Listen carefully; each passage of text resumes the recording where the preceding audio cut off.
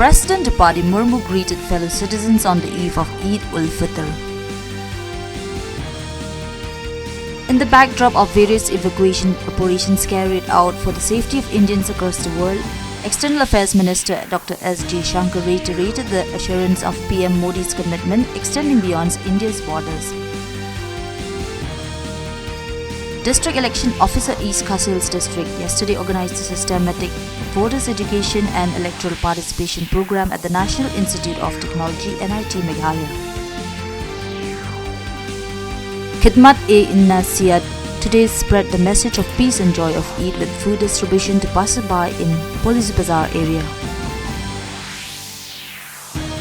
Two-time Olympic medalist PV Sindhu defeated world number 33 Malaysia's Goh Jin Wei to move to the round of 16 at the Badminton Asia Championships in Ningbo, China.